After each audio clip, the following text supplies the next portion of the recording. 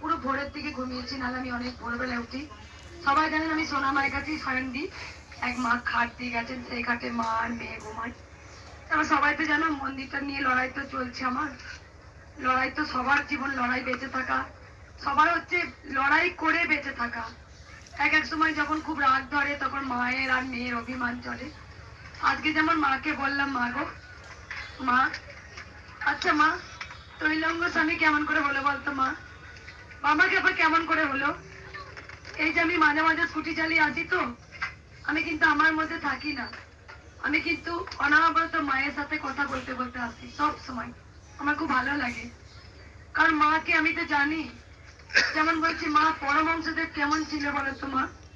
তাই মাকে বলছি মনের যত কালিমা গুছিয়ে দাও মা। কেন তোমায় চিনেও চিনতে পারছি না মা? কেন? আমি জানি তোমার জায়গা তুমি ঠিক করে নেবে, মন্দির তো হবে আমি জানি। কিন্তু দেখো, রাম মন্দির কি নিজে থেকে হয়ে গিয়েছিল?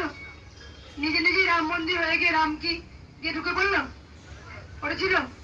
রানী রাসমণি যে মন্দিরটা করেছেন ভবতারিণী মন্দির, সেটাও কি মা ভবতারিণী গিয়ে চুপ করে বসে করেছিল? না। কোনো ভালো কিছু করতে গেলে অনেক ঝড় আছে, তা বিশ্বাস করো।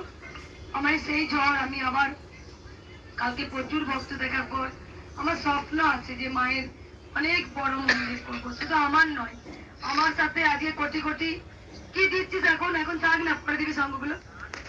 কোটি কোটি সন্তানদের এর মধ্যে সবার, আমার সাথে সবার স্বপ্ন আছে যে মায়ের একটা মন্দির হোক। মন্দির মানে আমার নয়, মন্দির মানে মায়ের 10 কোটি 1 কোটি যাই বলবে, সেই কোটি কোটি সন্তানের একটা স্বপ্ন। আমি চাইছি দেখো যে মায়ের যে নিজস্ব 2 বিঘে জায়গা হয়েছে, সেই 2 বিঘে জায়গায় কিচ্ছু হবে না। কি মা? পুরো একদম এই মাঠটা রেকর্ড করা ভিড় হচ্ছে তোমার, পুরো একদম গাড়ি পার্কিং এর জায়গা হয় না, এত পাশের জায়গা তো গাড়ি ভর্তি হয়ে যায়। আমি আপ্রাণ চেষ্টা করছি মায়ের যদি 25 বিঘের মতো জায়গা আমি পাই, অবশ্যই যে যা দান করছেন আমাকে, আমি আপ্রাণ চেষ্টা করছি মা আরো বড় জায়গায় বসুক। আপ্রাণ আমার স্বপ্ন আছে যে যারা কৃষ্ণকালী মাকে 1 ফোঁটা মন্দির, আমার মনে জ্বালা আছে। যেমন তোমাদের সবার মনে জ্বালা আছে, তেমন আমার মনেও জ্বালা আছে। আমার মনে জ্বালাটা কি, যারা মা এলো ধরাধামে কলি যুগেতে, এত মানুষের এত মঙ্গল এত উপকার, সেখানে মাকে 1 ফোঁটা জায়গা দিল না। যার গোটা পৃথিবীতে যান, যিনি কৃষ্ণ তিনি কালী, তাই ভগবান এক এবং অদ্বিতীয়।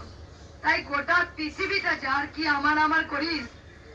আর তোরা যে মাকে কি দিস, মা সব জানে কে আমার জন্য কটা মালা আনলি, কে আমার জন্য কত টাকা দান করলি, সব তার, তোদের কিছুই নয়। তোরা শুধু উপলক্ষ। তোদেরকে মা পাঠিয়েছে পৃথিবীতে ভবে খেলবি, চলে যাবি আবার। কি আমরা হচ্ছে উপলক্ষ, আমি দেওয়ার মালিক নয়। আমাকে মা আমার হাত দিয়ে দিয়েছিল। এই যে এই ঘরে ছাপ্পরটা, যখন এই জায়গাটা কেনার পর খুব শোচনীয় হয়ে গেছিল আমার, আমার ছেলের ভান্ডারও ভেঙেছিলাম। মা সেবা পাচ্ছে না, সেইগুলো সব কিছু বিক্রি করে কিছু গয়না ছিল আমার। আমার ছোট্ট ছেলে গোপাল বলছে মা এই ভান্ডারটা ভাঙো, মাকে মন্দির করো। এই ভান্ডারটাও খুচরো রেখেছি, ভেঙে সেই খুচরো সুন্দর করে আমি রোজ শাড়ি পরাই। কোন মুটুকটা পরালে ভালো লাগবে, কোন শাড়িটা পরালে ভালো লাগবে। কারণ আমি যখন মাকে শাড়ি পরাই, আমি ভাবে দেখিনি তো মা শাড়ি কেমন করে। তাই চামড়ার চোখ দিয়ে গোবিন্দকে দেখা যায় না, অন্তরে সৃষ্টি